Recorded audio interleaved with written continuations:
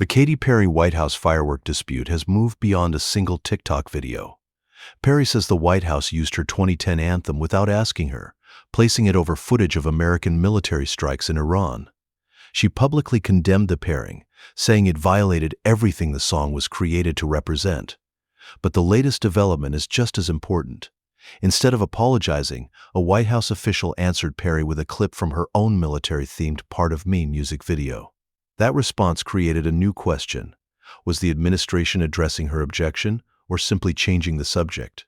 For verified entertainment updates without the rumors, subscribe to Startline Entertainment. The sequence began on Thursday, July 23rd, when the official White House TikTok account uploaded a short video showing explosions from military strikes in Iran. The footage was edited to the chorus of Firework, with the blast timed to the section where Perry sings about something going boom. The caption accompanying the post said that Iran had been warned. It was a deliberate use of one of Perry's most recognizable songs, but according to Perry, it happened without her consent. 2 days later, on Saturday, July 25th, Perry responded publicly on X. She said she was deeply angry to see the song used as the soundtrack for military action, and stated, "I did not approve this, I was not asked." She also made clear that she did not support the message created by combining her recording with the strike footage. This was not a vague reaction or a comment attributed to an unnamed representative. It came directly from Perry's verified public account. Perry then explained why this particular use mattered to her. She described Firework as a song about hope, healing, self-worth, and inner strength for people going through difficult moments. In her view, placing that message over images of destruction reversed the song's purpose. She ended with a direct distinction between what she believes her music represents and what the TikTok communicated, writing, "My music is for bringing people together, not celebrating warfare." That statement initially appeared to leave the White House facing two separate criticisms. The first concerned permission. Perry said she had not been contacted.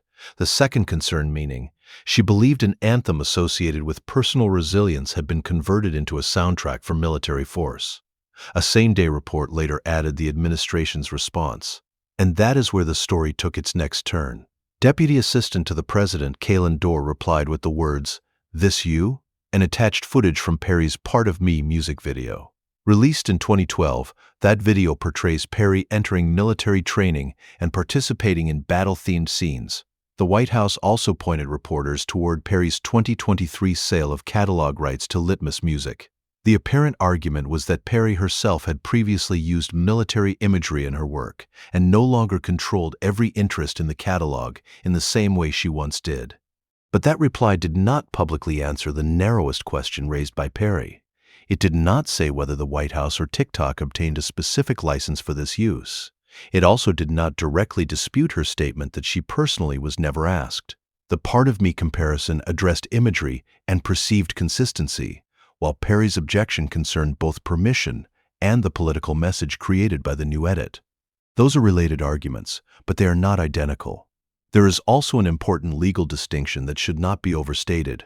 An artist saying a use was unauthorized does not, by itself, establish in court that copyright infringement occurred. The U.S. Copyright Office explains that a musical composition and a particular sound recording are separate copyrighted works, often owned and licensed separately. Perry's catalog transaction therefore adds context, but the public reports reviewed here do not reveal what rights were licensed for the TikTok, whether a platform agreement covered the recording, or whether any rights holder has issued a formal legal demand. That means the most accurate wording is not that the White House has been legally found to have stolen Perry's song. Nothing in the current public record establishes such a finding. What is confirmed is that Perry says she did not approve or condone the use, and that the White House responded publicly without disclosing any licensing documentation. As of the latest reporting checked, Perry had not announced a lawsuit or other court action related to the post. The history of Firework makes the dispute more significant. The song was released in 2010 and became one of Perry's defining empowerment records. It has also appeared in a major political setting before, but under very different circumstances. Perry personally performed it during the televised celebration following President Joe Biden's 2021 inauguration, accompanied by a large fireworks display near the Washington Monument. In that instance, Perry was the performer, and the presentation reflected the uplifting, ceremonial interpretation she associates with the song. That contrast helps explain why the current story is not simply about whether a pop song can appear beside government imagery. Perry has participated in political events and has knowingly performed Firework in a national setting. Her July 2026 objection is specifically about a use she says she did not approve and about pairing the song with footage of military destruction. Perry is also not the first artist to challenge the Trump administration's social media use of popular music. Earlier in 2026, Ariana Grande objected after her song Bye appeared in a White House TikTok promoting immigration enforcement. Kesha also criticized the administration after Blow was used in a military-themed video. Other artists and estates have issued similar objections over campaign rallies and government posts. That pattern matters because each new dispute is no longer an isolated misunderstanding. It has become part of a continuing conflict over how official political accounts borrow the reach and emotional meaning of familiar music. There is a strategic reason these songs are attractive to political communicators.